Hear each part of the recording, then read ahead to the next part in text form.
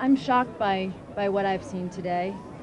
This is my 5th visit to Iraq since 2007, and the suffering is worse than anything I've seen in that time.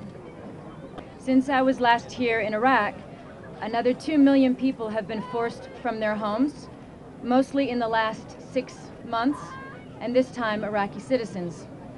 The spillover from the Syria conflict has been devastating. The brutality of the conflict and the speed and scale of the displacement has shocked the world, and help has come, but not nearly enough. The Kurdistan region of Iraq is hosting almost a 5th of its population in displaced people. Almost a 5th of its population in displaced people. And yet the people remain welcoming. It is quite extraordinary. People around the world to put themselves in the shoes of these innocent people in these tents and makeshift camps.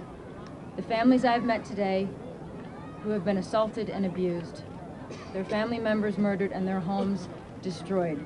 Millions of people are internally displaced, and over 5 million children are in dire need of humanitarian assistance in Syria alone. They are paying the price for our collective failure to end the conflict which has allowed extremists to take hold. We have to ask, since we are unable to keep the pace of the needs of refugees today, what will the situation be a year from now, 2 years from now, if there has been no progress? We urgently need to find a way, to find a path to a just and sustainable peace in Syria. It is past time for leaders on all sides to find a common ground and a way to move forward. It is not enough to defend our values at home. We have to defend them here in the camps and in the informal settlements across the Middle East and in the ruined towns of Iraq and Syria.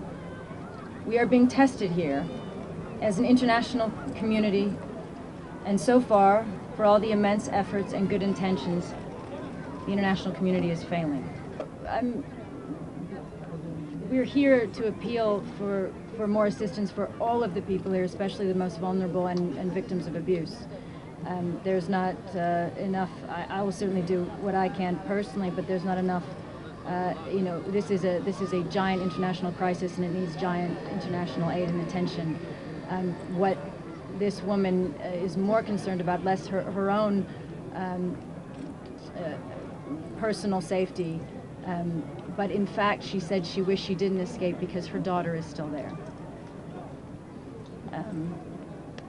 So I will follow up on the situation, but as long as the war in Syria continues and as long as ISIS is able to be as strong as it is,